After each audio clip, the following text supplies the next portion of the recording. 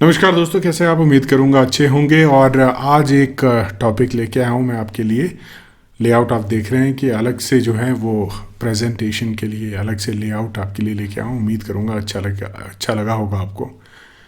तो इसी लेआउट में हम बहुत सारे प्रेजेंटेशंस कवर करेंगे, बहुत सारे टॉपिक कवर करेंगे। एक साइड आप देख पा रहे हैं कि मेरे पास प्रेजेंटेशन बनी हुई है और वो सारे पॉइंट्स एक एक करके इस वीडियो में डिस्कस करेंगे हम। और इसी टॉपिक के ऊपर हिंदी में वीडियो बना रहा हूँ मैं। इंग्लिश में ऑलरेडी एक वीडियो बना चुका हूँ मैं, जिसका टाइटल है how to write a research paper. अगर आपने रिसर्च पेपर लिखना है तो वो कैसे लिखा जाता है, वो अंग्रेजी में अगर आप वीडियो देखना चाहते हैं उसको आप इंग्लिश में भी देख सकते हैं। पूरी प्रेजेंटेशन इंग्लिश वर्जन भी अवेलेबल है बेसिक साइंस सीरीज इंग्लिश के ऊपर। अभी आप बेसिक साइंस सीरीज हिंदी में है और हिंदी में भी ये वीडियो जो है आपके लिए लेके आया हूँ मैं। बहुत इंपॉर्टेंट टॉपिक है। बहुत सारे लोग जो हैं आज की डेट में रिसर्च करना चाहते हैं, जानना चाहते हैं रिसर्च के बारे में। तो सबसे इम्पॉर्टेंट पॉइंट आ जाता है कि शोध पत्र कैसे लिखें, रिसर्च कैसे की जाती है, रिसर्च के किस तरह के कंपोनेंट होते हैं, कैसे उसको डिज़ाइन किया जाता है, वो एक अलग टॉपिक है। वो एक्सपेरिमेंटल रिसर्च के बारे में हम यहाँ बात नहीं कर रहे हैं। यहाँ पे आपने रिसर्च एक्सपेरिमेंटल पार्ट ख़त्म कर दिया है। नाउ अगर आपको रिसर्च पेपर उसका लिखना है तो वो कैसे लिखा जाता है। तो देखिए, सबसे पहले एक थोड़ा बैकग्राउंड की बात करें। रिसर्च पेपर आप तब लिखते हैं जब आप ऐसे एरिया में होते हैं जहाँ पे रिसर्च हो रही होती है। आज की डेट में हर एक एरिया में रिसर्च होती है, चाहे आप कंप्यूटर साइंस लीजिए, फिजिकल साइंसेस, मैथमेटिकल साइंसेस। आज की डेट से ही नहीं, काफ़ी टाइम से ये रिसर्च हो रही है, लेकिन आज की डेट में काफ़ी ज़्यादा जो है उसका एनवायरनमेंट, रिसर्च का एनवायरनमेंट हो चुका है। तो सिंपल भाषा में आपको बताने के लिए एक शोध पत्र कैसे लिखा जाता है, उसके डिटेल्स क्या रहते हैं, वो आपको समझाऊंगा इस वीडियो में। शोध पत्र क्या होता है वो भी आपके साथ वो इन्फॉर्मेशन भी साझा करूंगा। इस पर्टिकुलर वीडियो के लिए एटलीस्ट आपको ये पता होना चाहिए कि रिसर्च पेपर क्या है और कैसे लिखे जाते हैं। ये चीज़ें आपके पास क्लियर होनी चाहिए। एक बात और, बैकग्राउंड में थोड़ी बहुत आपको आवाज़ें आती रहेंगी अलग अलग तरह की, तो प्लीज़ बेयर कीजिएगा, क्योंकि एक तो यहाँ पे मेरे घर के पास ट्रैफिक काफ़ी ज़्यादा है और मेरे पास अभी साउंड प्रूफ सिस्टम है नहीं। तो आप सपोर्ट करेंगे तो धीरे धीरे ये फैसिलिटी भी आ जाएगी, राइट। तो थोड़ा सा उसके लिए आप मुझे माफ़ करें। तो टॉपिक पे आते हैं, एक शोध पत्र कैसे लिखा जाता है और इसमें क्या क्या चीज़ें रहेंगी, वो सारी बातें हम इस वीडियो में कवर करेंगे। तो एक एक करके वो सारे पॉइंट्स जो हैं आपके सामने हाईलाइट करूंगा मैं। तो आपके पास यहाँ पे पहला पॉइंट जो है वो हमारे लिए होगा, पहला पॉइंट ही मैंने ऐसा लिख दिया है, चुनौतीपूर्ण काम है ये। शोध पत्र क्या होता है वो ऑलरेडी बेसिक इन्फॉर्मेशन आपको होनी चाहिए कि रिसर्च आर्टिकल जिसको कहा जाता है उसको लिखना जो होता है वो आसान काम नहीं रहता है। तो आपको ये बात मन में ठान लेनी है कि इसमें थोड़ा सा एफर्ट आपको देना पड़ेगा, थोड़ी सी मेहनत आपको अपने एंड से करनी पड़ेगी। नेक्स्ट, सही उपकरण और मार्गदर्शन। आपको एक गाइडेंस चाहिए और आपके पास वो टूल्स होने चाहिए, आपके पास वो सिस्टम होना चाहिए जो आपकी हेल्प करे रिसर्च आर्टिकल लिखने में। गाइडेंस, मार्गदर्शन यहाँ पे बहुत ज़रूरी है। तो देखिए, हिंदी में प्रेजेंटेशन है तो हिंदी के बहुत सारे वर्ड भी यहाँ पे सीखने को हमें मिलेंगे। चलिए नेक्स्ट आते हैं, आपका शोध और सोच कौशल, क्रिटिकल थिंकिंग आपकी जो है वो अच्छी होनी चाहिए। आपको किस तरह से अपने रिजल्ट्स जो हैं, आपके जो रिजल्ट्स आए उनको किस तरह कंपाइल करना है, किस तरह प्रेजेंट करना है, बहुत सारी छोटी छोटी चीज़ें हैं यहाँ पे। ये जनरल प्रेजेंटेशन है, आपको क्या मेन कंपोनेंट्स रहते हैं उनके बारे में बताऊंगा मैं, लेकिन यहाँ पे आपका जो रिसर्च है वो इम्पॉर्टेंट है, कंप्लीट होनी चाहिए, तभी तो आप एक रिसर्च पेपर लिख पाएंगे। नेक्स्ट है सोच कौशल, क्रिटिकल थिंकिंग आपकी कैसी है वो भी बहुत मायने रखता है। नेक्स्ट, एक विषय चुने। विषय तो आप ऑलरेडी चुन चुके होंगे, लेकिन उसमें एक सब एरिया जिसको कहते हैं, सब डोमेन जिसको कहते हैं, या उस विषय का भी एक छोटा सा भाग आपको चुनना पड़ेगा। रिसर्च आप करना चाहते हैं, रिसर्च आपने की है तो पर्टिकुलर एक फोकस्ड एरिया में होनी चाहिए। ऐसे उसको बहुत ही ज़्यादा ब्रॉड करने की कोशिश ना कीजिएगा, आपको रिसर्च एक फोकस एरिया में करनी होगी। नेक्स्ट, एक शोध पत्र लिखने से पहले जो है लिखने में पहला जो कदम है वो विषय चुनना रहता है। आपको अगर रिसर्च आर्टिकल लिखना है, सबसे पहले रिव्यू आर्टिकल लिखना है, तो उनमें आपको सबसे पहले एक अच्छा विषय चुनना होगा जिसकी आज की डेट में ज़रूरत है। मान लीजिए आप कोई इन्फेक्शियस डिजीज़ के ऊपर या किसी इन्फेक्शन के ऊपर लिखना चाहते हैं, तो आप जानते हैं कौन कौन से जो आज की डेट में इन्फेक्शन प्रेवलेंट हैं, वो टॉपिक आप चुन सकते हैं। तो विषय जो आप चुनेंगे वो बहुत ज़रूरी है, और विषय कैसा होना चाहिए ये भी बहुत ज़रूरी है कि आपकी जो एक तो रुचि हो, उसमें रुचि यानी इंटरेस्ट हो आपका, और साथ ही साथ आपका जो बैकग्राउंड है या आपका एकेडमिक नॉलेज है, शैक्षणिक क्षेत्र का जो रेलेवेंस है, प्रासंगिक जिसको कहा गया है यहाँ पे, इंटरेस्टिंग वर्ड जो है यूज़ हुआ है, वो भी होना चाहिए, यानी वो रेलेवेंट होना चाहिए। आप मैथमेटिक्स में आपकी ट्रेनिंग नहीं है, आप चाहते हैं कि मैथमेटिक्स पे आप आर्टिकल लिखें, तो ये तो पॉसिबल नहीं होगा। तो आपको जो है वो विषय चुनना बहुत ज़रूरी है। नेक्स्ट आते हैं प्रीलिमिनरी रिसर्च, इसको कहा जाता है, या प्रारंभिक शोध। शोध हो गया रिसर्च, प्रारंभिक यानी प्रीलिमिनरी, आपको जो है रिसर्च इसमें करनी पड़ेगी, शोध करना पड़ेगा, आपको ढूंढना पड़ेगा कि क्या नोन है, क्या अननोन है, क्या इसमें पता है, क्या नहीं पता है, और वहाँ पे गैप कहाँ पे, वो चीज़ें आपकी क्लियर होनी चाहिए। इसीलिए मैं कह रहा हूँ ये जो प्रेजेंटेशन है ये थोड़ा सा उन स्टूडेंट्स के तरफ ज़्यादा इसका रुझान रहेगा जो शायद अपने बैचलर डिग्री के लास्ट सेमेस्टर में होंगे या फिर अपनी मास्टर डिग्री कर रहे होंगे। उनको अगर 11वीं या 12वीं के बच्चे इसको देख रहे हैं सॉरी, तो उनके लिए थोड़ा सा ये समझना मुश्किल होगा। लेकिन आज की डेट में जो स्टूडेंट्स हैं, बच्चे जो हैं, वो बहुत ही क्लेवर हैं। तो उम्मीद तो मुझे यही है कि रिसर्च वो बहुत ही जल्दी जो है उनकी रिसर्च एप्टीट्यूड जो है वो डेवलप हो जाता है। तो आई थिंक उनको समझ में आएगा। अगर नहीं आता है तो अगर कोई आपकी प्रश्न है आपके, तो वो कमेंट सेक्शन में आप डाल सकते हैं, राइट। नेक्स्ट, विषय पर एक पेपर लिखने के लिए पर्याप्त जानकारी होना बहुत ज़रूरी है। आपको जानकारी इकट्ठी करनी पड़ेगी। जब भी आप एक शोध पत्र लिखते हैं, आप उसके बारे में बताते हैं, उस विषय के बारे में बताते हैं, क्या उसमें हुआ है, कितना उसमें अभी तक डेवलपमेंट हो चुकी है, यानी उसमें शोध कितना हो चुका है, वो सारी इन्फॉर्मेशन या वो सारे जो है ज्ञान में जिसको कहूँगा उस पर्टिकुलर विषय का, वो आपको होना बहुत ज़रूरी है। और आपको जो है वो सारा ज्ञान अच्छे ढंग से मैनेज करना भी उसको बहुत ज़रूरी हो जाता है यहाँ पे। नेक्स्ट, अब आती है रिसर्च करने की बारी। आपको रिसर्च करनी पड़ेगी अगर आप शोध पत्र लिखना चाहते हैं। रिसर्च अगर आप करेंगे तो आपके पास क्या होगा, एक नया जो है रिजल्ट आपके पास आएगा और उसको आप अपने शोध पत्र में लिखेंगे। तो ये अनुसंधान करने का समय है, ये रिसर्च करने का टाइम आपका इस वक्त आ जाता है। तो पहले क्या किया आपने, अगर आप देखेंगे स्लाइड्स को जिस तरह से मैंने इनको अरेंज किया है, तो सबसे पहले हमने जाना कि रिसर्च पत्र लिखना एक बहुत ही डिफ़िकल्ट टास्क हो जाता है अगर आपके पास सही उपकरण, जो टूल्स मैंने वर्ड यूज़ किया, उपकरण या गाइडेंस ना हो। मेन जो है इसमें गाइडेंस का बहुत इंपॉर्टेंट रोल रहता है। देखिए, रास्ता आपको वही दिखा सकता है जिसने उस रास्ते पे सफ़र किया हो। जिसने वो रास्ता देखा ही नहीं है, वो आपको रास्ते की क्या जानकारी देगा।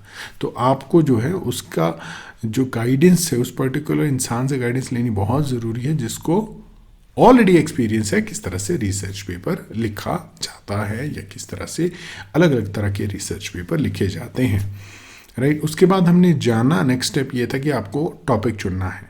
टॉपिक किस तरह से चुनना है वो भी हमने बात यहाँ पे डिस्कस की। अब आती है रिसर्च करने की बारी। तो रिसर्च कैसे करेंगे आप, पत्रिकाएं ढूंढेंगे, किताबें ढूंढेंगे, और भी अन्य रिसोर्सेज आपको मिलते हैं, उन सभी रिसोर्सेज को छान देंगे, उसमें जितनी भी आपको जानकारी मिलती है सब इकट्ठा करेंगे और सारी जानकारी को एक जगह पे आप इकट्ठा करके उसको लिखना शुरू करेंगे अपनी भाषा में।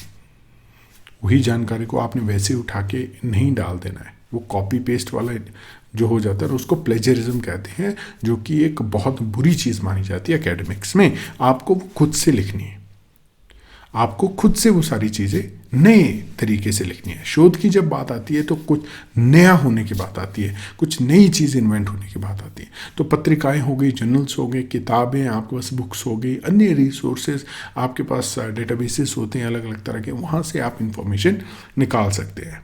नेक्स्ट, विस्तृत नोट्स लें। नोट्स यहाँ पे मैं कहने की कोशिश कर रहा हूँ कि आप थोड़ा थोड़ा पॉइंट बनाना शुरू करें, उसमें छोटे छोटे पॉइंट्स अपने बनाएं कि इस किताब में मैंने ये पढ़ा, इस जर्नल में मैंने ये पढ़ा।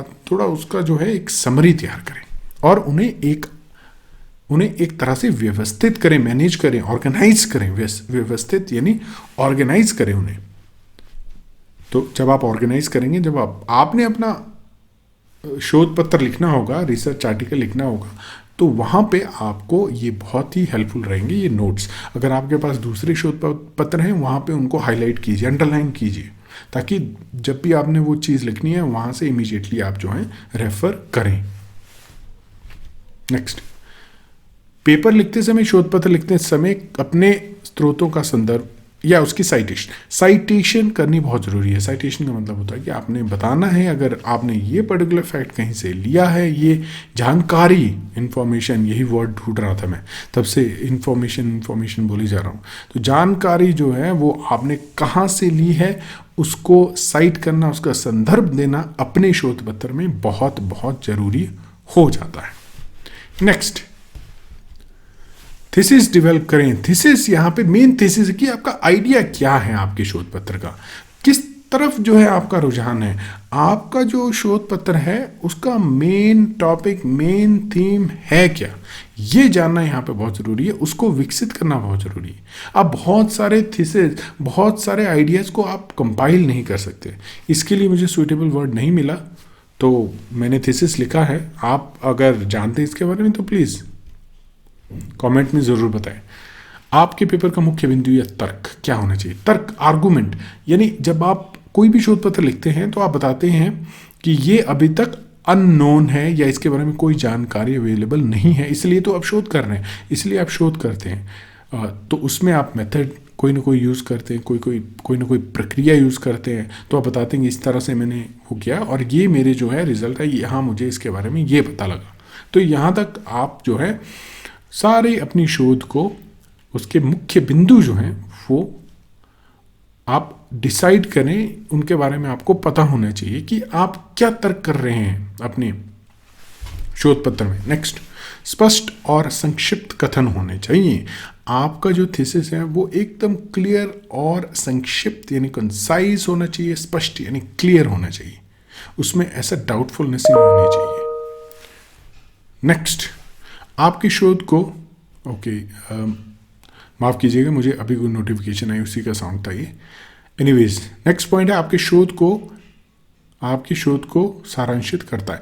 जो थीसिस है वो समराइज करता है आपका ओवरऑल आप रिसर्च करना चाहते हैं। यानी अगर मैं एग्जांपल की बात करूं यहाँ पे, तो आप जानना चाहते हैं कि ग्लोबल वार्मिंग से या इंक्रीज इन टेम्परेचर जो हमारे एनवायरनमेंट का हो रहा है, उससे ये पर्टिकुलर बीमारी बढ़ रही है। तो पहले तो आप देखेंगे उस पर्टिकुलर बीमारी के बारे में क्या जानकारी अवेलेबल है, ग्लोबल वार्मिंग के विषय में कितनी जानकारी अवेलेबल है, वो आपस में कनेक्टेड उसके बारे में कितनी जानकारी अवेलेबल है। फिर आप डेटा निकालेंगे, फिर देखेंगे कि जैसे जैसे ग्लोबल वार्मिंग बढ़ रही है वैसे वैसे बीमारी का स्तर भी बढ़ रहा है। ये सिर्फ मैं एग्जांपल दे रहा हूँ, या आप कुछ और भी चीज़ ले सकते हैं। ग्लोबल वार्मिंग से बहुत सारी चीज़ें होती है, ये बस मैंने एक एग्जांपल दिया। वो क्लियर है ना, क्लियर है यहाँ पर कॉन्सेप्ट। यहाँ पे आपका स्पष्ट कथन है, संक्षिप्त कथन है। संक्षिप्त यानी कंसाइज, स्पष्ट यानी क्लियर बात होनी चाहिए। नेक्स्ट, आपके शोध को सारांशित करता है, वो समराइज करेगी बात।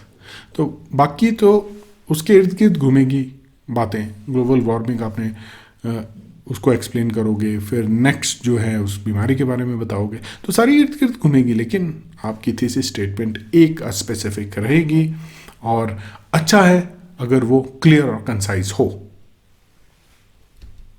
नेक्स्ट, थीसिस आपके शोध द्वारा अच्छी तरह से समर्थित है।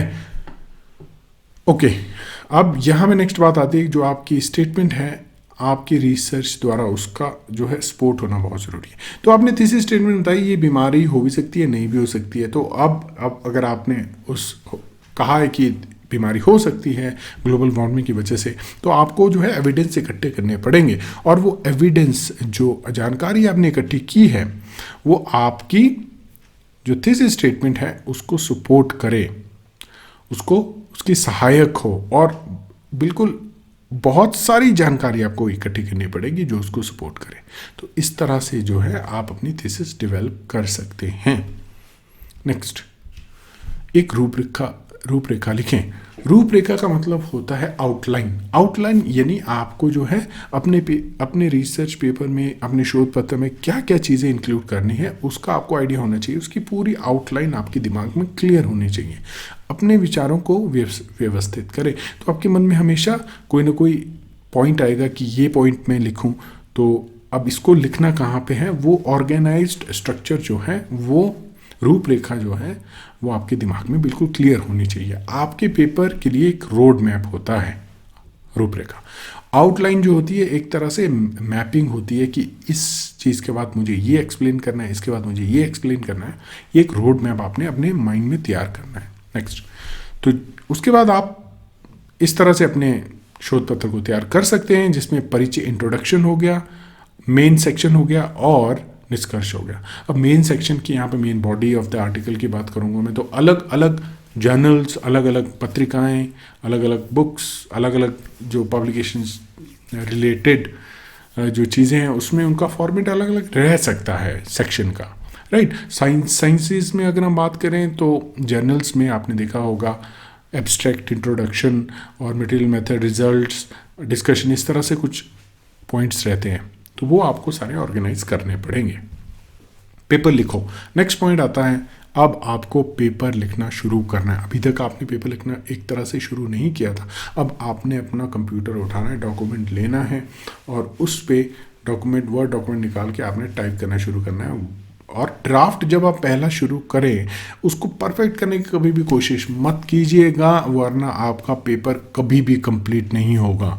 उसको पहली बार में उसको परफेक्ट बनाने की कोशिश ना कीजिए कि उसको एक लाइन लिखी फिर उसको रीराइट करें, एक लाइन लिखी रीराइट कर, तो इस तरह तो बहुत टाइम लग जाएगा। पहला ड्राफ्ट आपने क्विकली फिनिश करना है। उसमें जो है आपने मेन पॉइंट जो आपके दिमाग में आ रहे हैं वो पूरा करना है बस। फर्स्ट ड्राफ्ट रफ होता है तो उसको रफ ही रहना, नहीं तो क्या फ़ायदा। लास्ट में आप आर्टिकल में उस चीज़ की ज़रूरत नहीं है जो आपने बहुत परफेक्टली लिखने की कोशिश की थी, वो आपने हटा दी लास्ट में। तो first draft should be very very quick. अपना पेपर लिखना शुरू करने का समय है। नेक्स्ट पॉइंट है, सभी इंपॉर्टेंट इंफॉर्मेशन, आवश्यक जानकारी आपको जो है उसमें इंक्लूड करनी है। अपनी जो थीसिस स्टेटमेंट है, आपने जो तर्क दिया है उसके समर्थन में आपको जो है पॉइंट्स उसमें लिखने पड़ेंगे, जो कि स्पष्ट और संक्षिप्त भाषा में आपने लिखने हैं।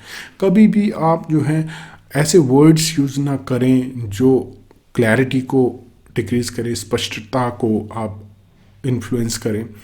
संक्षिप्त हो यानी कंसाइज हो। देखिए साथ साथ में अंग्रेजी के भी वर्ड यूज़ कर रहा हूँ क्योंकि बिल्कुल हिंदी में तो मेरे लिए भी ये समझाना थोड़ा सा मुश्किल होगा, तो आप जो है प्लीज़ मेरे साथ बने रहें और साथ ही साथ उसका मीनिंग भी बताऊंगा मैं। कंसाइज में आपको बता चुका हूँ, संक्षिप्त, क्लियर, स्पष्ट, तो वो भाषा आपने इस्तेमाल करनी है। इसमें आपको जो है बहुत लंबे लंबे सेंटेंस कभी भी ना लिखें, छोटे छोटे सेंटेंस लिखें, टू द पॉइंट लिखें।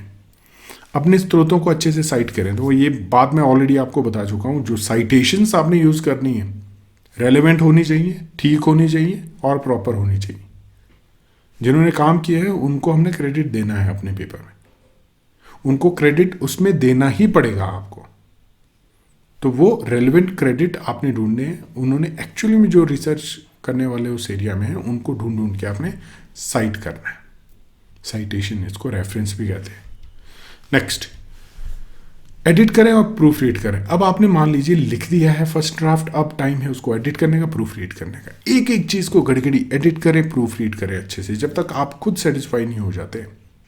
अब है टाइम, फर्स्ट ड्राफ्ट के बाद आपने एडिटिंग और प्रूफ रीडिंग करनी। ब्रेक भी ले सकते हैं आप, क्योंकि अब आपने बहुत काम कर लिया उसके ऊपर, तो obviously now you are saturated, आप सेचुरेटेड हो चुके हैं। आपको वही इंफॉर्मेशन बार बार आप दिमाग में आप बिठाएंगे तो क्या होगा कि आपका माइंड सेचुरेटेड हो जाएगा, तो आपको एक ब्रेक लेना है। तो जब ब्रेक लेंगे फिर से आप वापस आएंगे, एक तरोताज़ा अपने व्यू को लेके आएंगे। बाद में एक ताज़ा आंखों के साथ, इसमें मैंने लिखा है फ्रेश आइज, तो इसने इस तरह से ट्रांसलेट किया होगा, यानी तरोताज़ा जो है अपने फ्रेश एक व्यू से आप आ सकते हैं और उस आर्टिकल को फिर से अच्छे से पढ़ें अपने पेपर के माध्यम से, इसको और अच्छे से पढ़ें। नेक्स्ट अच्छी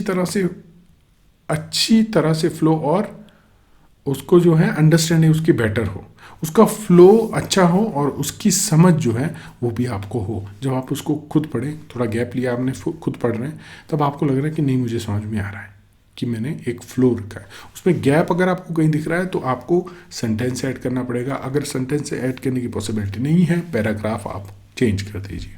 नेक्स्ट, स्पष्टता और सटीकता के लिए एडिट करें। स्पेलिंग एरर्स, वर्तनी स्पेलिंग एरर्स और व्याकरण यानी ग्रामेटिकल एरर्स, ग्रामर यानी व्याकरण की त्रुटियों के लिए इसको प्रूफ रीड करें। ग्रामर मिस्टेक्स नहीं होनी चाहिए। अगर आप अंग्रेजी में लिख रहे हैं तो उसमें टाइपोस, ग्रामेटिकल एरर्स। आज की डेट में इतनी सारी चीज़ें हैं, आपके पास बहुत अलग अलग तरह के सॉफ्टवेयर्स अवेलेबल हैं जो उन एरर्स को, त्रुटियों को ढूंढ सकते हैं और उनको रिमूव कर सकते हैं, आपकी राइटिंग में हेल्प कर सकते हैं। तो आपको पहले खुद लिखना है, ओरिजिनल ड्राफ्ट तैयार करना, उसके बाद उन सॉफ्टवेयर से हेल्प लेके अपनी ग्रामर ठीक करनी है, सेंटेंस को ठीक करना है, स्ट्रक्चर करना है। यूजुअली क्या होता है, नॉन इंग्लिश स्पीकर जो हैं वो उस चीज़ को नहीं कर पाते हैं क्योंकि उनके नेचर में नहीं होती है।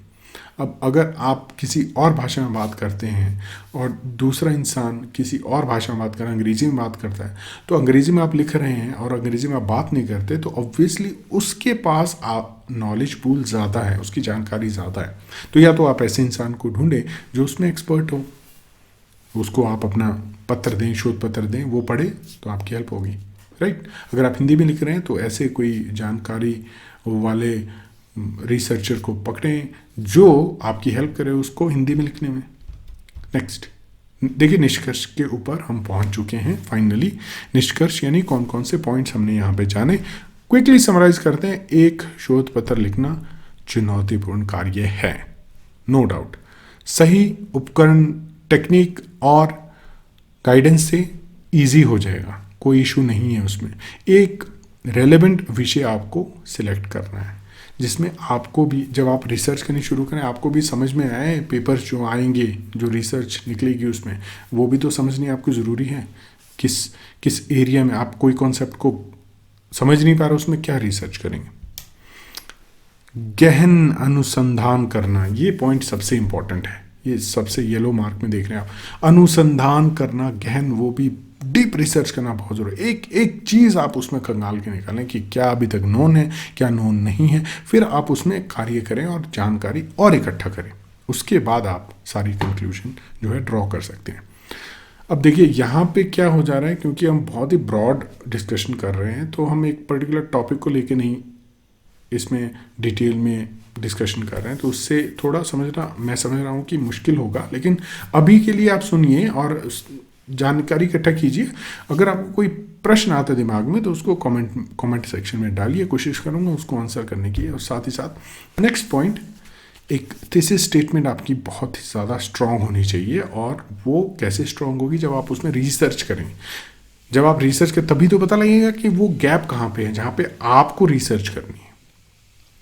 चलिए नेक्स्ट आता है, अपने पेपर की रूपरेखा स्पष्ट और संक्षिप्त करें। पेपर को ज़्यादा इलेबोरेट करने की ज़रूरत नहीं है, अननेसेसरी चीज़ें जो है पेपर में डालने की ज़रूरत नहीं है। अपने पेपर की रूपरेखा, उसको मैनेज, ऑर्गेनाइज करना, उसको आउटलाइन तैयार करना, एक सिंपल आउटलाइन दे, क्लियर आउटलाइन दे, कंसाइज आउटलाइन दे। अब देखिए किस तरह से आपका पेपर अच्छे से लिखा जाता है। Editing editing editing, proof reading proof reading proof reading.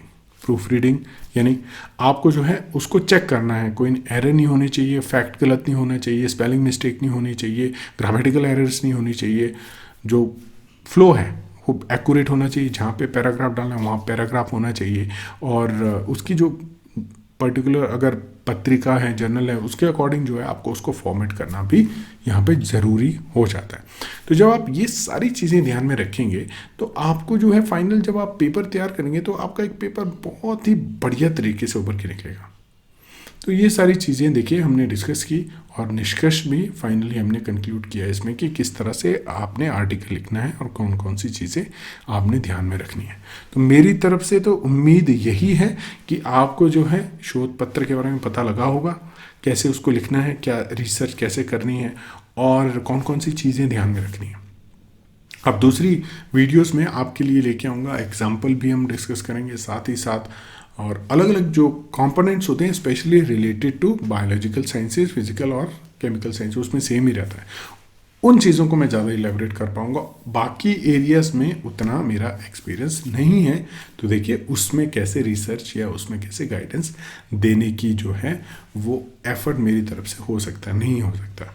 तो उसके लिए अगर क्वेश्चन है तो हम कोशिश करेंगे कोई एक्सपर्ट को ढूंढे, लेकिन जो हमारा कोर साइंस एरिया जिसको कहते हैं उसके जो आर्टिकल्स होते हैं वो कैसे लिखे जाते हैं, कौन कौन सी उसमें चीज़ें होती हैं, वो भी हम जानने की कोशिश करेंगे।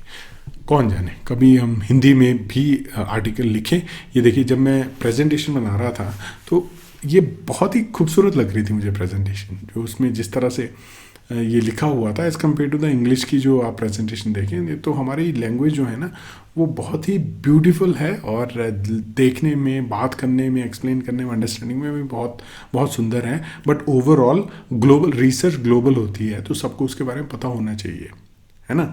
तो उसके लिए जो है इंग्लिश में वो उसका इन्फॉर्मेशन देना बहुत ज़रूरी हो जाता है, वरना आज की डेट में बहुत सारे देश आपने देखे होंगे तो अपनी अपनी भाषा में करते हैं रिसर्च। तो may be in future who knows, right. तो किसी में भी आप किसी भी लैंग्वेज में आप रिसर्च करें और बाद में उसको ट्रांसलेट कर सके। एआई टूल्स तो आज की डेट में हमारे पास कितने स्ट्रॉन्ग एआई टूल्स अवेलेबल हैं, तो वो भी हो सकता है। तो मैं उम्मीद करूंगा कि अगर आपको जिस भी लैंग्वेज में आपको कंफर्ट लगता है उसमें आप वीडियो देख सकते हैं, हिंदी में, इंग्लिश में हमारे पास अवेलेबल है। तो कोई भी अगर आप क्वेश्चन पूछना चाहते हैं तो आप प्लीज़ पूछिए। किसी भी एरिया में आप रिसर्च कर रहे हैं उससे रिलेटेड थीसिस स्टेटमेंट कैसी होनी चाहिए वो भी आप पूछ सकते हैं। अगर आपने इंट्रोडक्शन लिखी उसका फ्लो कैसे होना चाहिए, अगर कोई टॉपिक पे आप लिख रहे हैं तो वो भी आप पूछ सकते हैं। तो बहुत सारी चीज़ें हैं, आपके लिए हेल्पफुल होगा। और हमारा एक व्हाट्सएप ग्रुप भी है, उसमें ज्वाइन कीजिए। आप डायरेक्ट जो है वहाँ पे मैसेज सेंड कर सकते हैं, इंटरेक्ट कर सकते हैं वहाँ पे। तो इस तरह की बहुत सारी चीज़, हाँ बहुत सारे वीडियोस मैं बना चुका हूँ इंग्लिश वाले चैनल पे, जिसमें मैंने टाइटल कैसे लिखा जाता है, मेथड कैसे लिखा है, वो ऑलरेडी अंग्रेजी में वीडियो बनाए, उनको भी देखिएगा। साथ ही साथ उनको फिर से रिफ्रेश अपडेट करने की मेरी कोशिश रहेगी और आपके लिए एक अच्छा वीडियो बनाने की कोशिश करूँगा मैं। क्योंकि धीरे धीरे इनिशियली जब वीडियो बनाए जाते हैं तो देखिए वो आइडिया नहीं होता है, पता नहीं लगता। और मेरा तो खुद का एक्सपीरियंस था, सेल्फ लर्निंग प्रोसेस थी, और बाकी तो ऑनलाइन ही जो इन्फॉर्मेशन मिली उसी से ही किया। लेकिन धीरे धीरे अब डेवलपमेंट, वो स्किल सेट जो जनरेट हो जाता है, तो अब फिर से उन सारे वीडियोस को रिफ्रेश करने की कोशिश करूँगा। उनमें देखेंगे कौन कौन सी चीज़ें जो हैं वो रेलिवेंट हैं, उनको ज़्यादा इलेबोरेट करेंगे। तो उम्मीद करूँगा कि आपको ये सारे वीडियोस अच्छे लगेंगे और आपके लिए हेल्पफुल तो डेफिनेटली रहेंगे। वो आपके ऊपर है कि आप कितनी इन्फॉर्मेशन उनसे लेते हैं, राइट। तो चलिए ये प्रेजेंटेशन हम यहीं कंक्लूड करते हैं और thank you so much for watching the video. और प्लीज़ चैनल को सपोर्ट कीजिए, आपकी सपोर्ट की बहुत ज़रूरत है। और मिलेंगे अगले वीडियो में, तब तक के लिए धन्यवाद दोस्तों।